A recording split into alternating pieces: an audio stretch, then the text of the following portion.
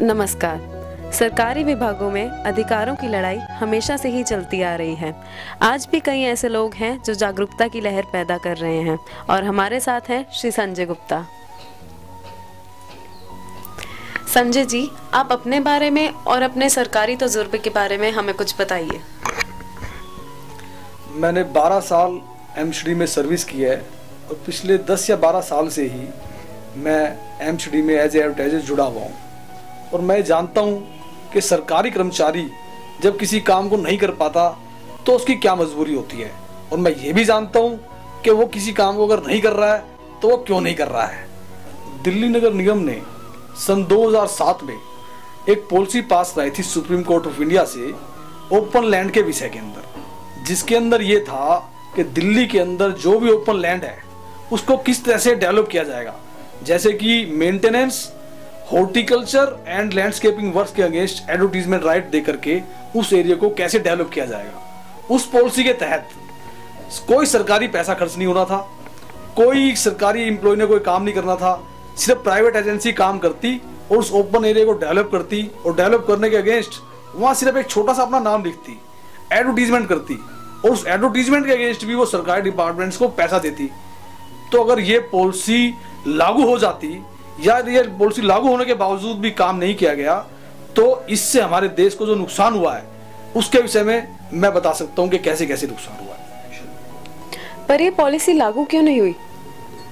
इस पॉलिसी के लागू होने से ओपन लैंड को डेवलप करने के बाद फिर ये बात भी उठती कि दूसरे जो काम है सरकारी, जैसे कि बाउंड्री वॉल बनना या फुटपाथ बनना या सड़क बनना, इन कामों को भी इस पॉलिसी के तहत ही लाने की कोशिश हो सकती थी। और अगर ऐसा होता तो सरकारी विभागों के अंदर खर्च करने के जो पैसा खर्च करने का एक काम है वो बंद होता और भ्रष्टाचार पर लगाम लग जाती।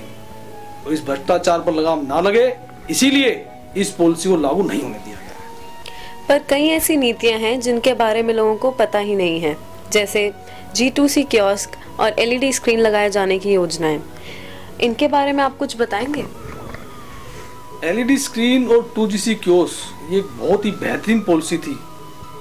इसके तहत LED स्क्रीन हमारी दिल्ली के अंदर हर मार्केट के अंदर एक यूनिपोल टाइप होर्डिंग लगता पड़ा, जिसके अंदर जैसे घर में हम टीवी देखते हैं ऐसे ही सारी चीज हम रोडों पर देख सकते थे। इसके लागू होने से और इसके सबको अलॉट होने से हमारे देश का स्टैंडर्ड एक बड़ा हाईटेक हो जाता, लेकिन हमारे देश के अनतजुर्बेकार काउंसलर्स ने इसको लागू नहीं होने दिया।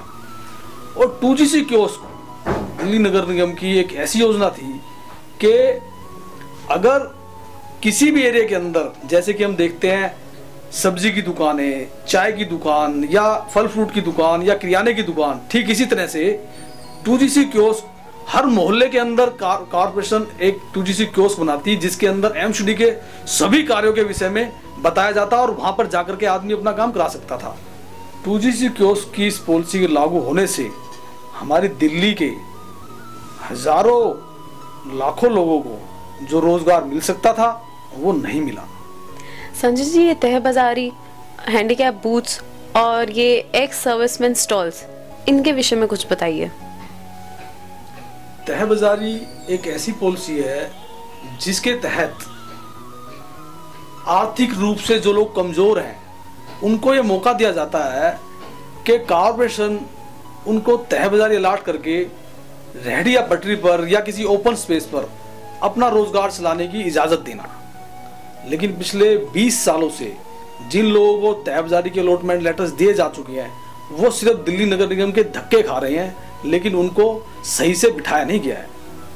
हैंडीकैप बूथ भी उसी के तहत ही आता है।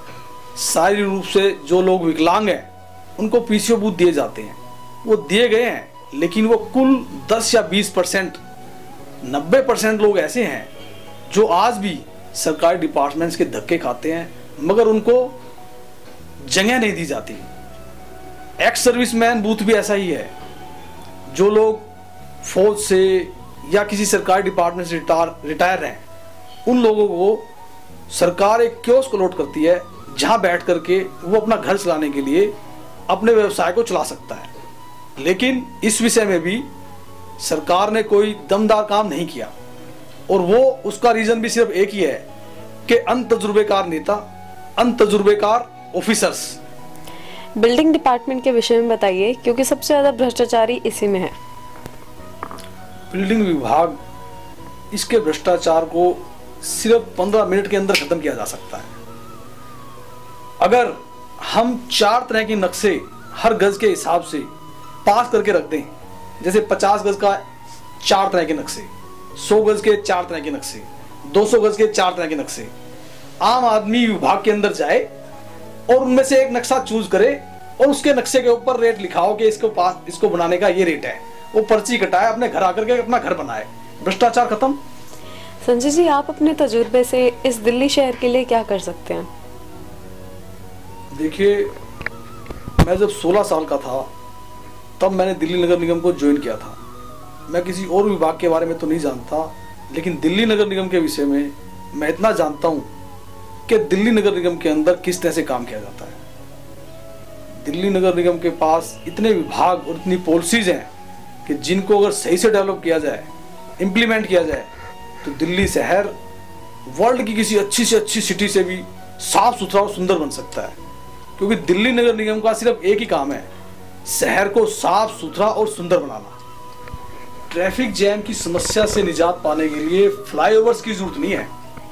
अगर चौराहों को ही बड़ा चौड़ा कर दिया जाए और ट्रैफिक को संतुलित जगह पर रोक करके आवाजाही कराई जाए तो फ्लाईओवर की जरूरत नहीं है।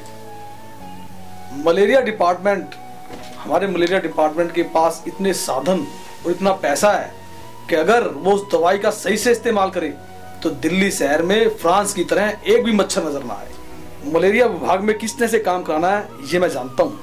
दिल्ली नगर निगम में एक विभाग है हेल्थ डिपार्टमेंट।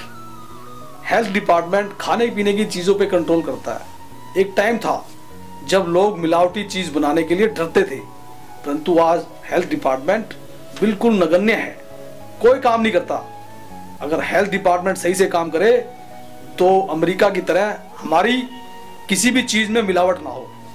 दिल्ली नगर निगम का हॉर्टिकल्चर विभाग अगर सही से कार्य करे तो पार्क अंदर से ही नहीं, बाहर से भी बहुत सुंदर बन सकता है। किसी भी पार्क के अंदर ना तो घीस हो, ना ही कीट कीटाणु होंगे, ना ही मच्छर पैदा होंगे। उसके लिए समस्त दवाइयां आती हैं, परंतु आज तक किसी पार्क नहीं डाली गई और इसके विषय में कोई नेता या सरकारी निगम पार्षद जानता भी नहीं है। दिल्ली शहर में जो रिक्शा चलते हैं, इसके लिए हमारे पास एक बहुत बेहतरीन पॉलिसी है, ई रिक्शा, जिसके तहत बैटरी वाले रिक्शा चलाने की पॉलिसी है, परंतु इस पे भी कोई कार्य नहीं किया गया। संजय जी, आपने इतनी सारी जानकारियां दी और जनता को जागरूक किया, उसके लिए धन्यवाद। और आप आखिरी संदेश अंत में क्या देना चाहेंगे? देखिए, मैं यही संदेश देना चाहूँगा कि हम लोग जब किसी डॉक्टर को ढूंढते हैं तो हम ये जानते हैं सबसे पहले कि उसको कितना एक्सपीरियंस है। जब हम किसी वकील को ढूंढते हैं तो हम ये सोचते हैं कि इसकी प्रैक्टिस कितनी है। लेकिन जब नेता की बात आती है तो हम सिर्फ पार्टी को देखते हैं या उसके पास कितना पैसा है, इस चीज़ को देखते हैं। मेरा संदेश यही है कि जब नेता को चुने तो किसी ऐसे नेता को चुने जिसको विभागों में कार्य का कुछ तजुर्बा हो। तजुर्बे को शब्दों में बयान नहीं किया जा सकता, वो तो काम करके दिखलाया जा सकता है। 24 साल का मेरा तजुर्बा जो दिल्ली नगर निगम के साथ है, वो मैं कोई काम करके ही दिखा सकता हूँ, शब्दों में नहीं बता सकता। बहुत नेता बात करते हैं कि मैं ये विकास कर दूंगा, मैं वो विकास कर दूंगा, मगर किस तरह? ना कोई तजुर्बा है, ना कोई काम जानते हैं, करेंगे कैसे? मुझे अपने ऊपर ये विश्वास है कि अगर मुझे मौका मिलता है तो मैं दिल्ली नगर निगम को वर्ल्ड की किसी भी हाईटेक सिटी से बेहतरीन बना सकता हूं। क्यों? क्योंकि मुझे 24 साल का तजुर्बा है और मेरे शरीर में ताकत भी है। दिल्ली नगर निगम सड़कें, नालियां, गली और पार्कों के अलावा 31 डिपार्टमेंट और ऐसे चलाती है जो डेवलपमेंट के काम को करते हैं, मगर ना तजुर्बेकार नेता होने के कारण आज तक उन विभागों को छेड़ा नहीं गया है और ना ही वो डेवलपमेंट का काम कराया गया।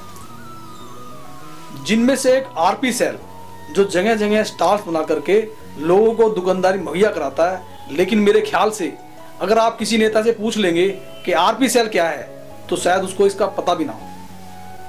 मैंने कोर्ट में भी काम किया है और मेरा मानना ये है कि जिस तरह से 40 आदमियों को या 50 आदमियों को या 30 आदमियों को समन भेजा जाता है और उसमें 10 बजे का टाइम दिया जाता है, तो 40 के 40 आदमियों को या 50 के 50 आदमियों को जज साहब एक साथ नहीं सुन सकते। अगर 10 आदमियों को 10 बजे का टाइम, 10 आदमियों को 11 बजे का टाइम, 10 आदमियों को 12 बजे का टाइम, अगर इस तरह से बाइफरकेट किया जाए तो कोर्ट की भीड़ कम होगी, ना तो नए जज लाने पड़ेंगे, ना ही नया स्टाफ, ना ही नया इंफ्रास्ट्रक्चर, और सिस्टम भी ठीक हो जाएगा और कोर्टों में न्याय जल्दी मिलेगा।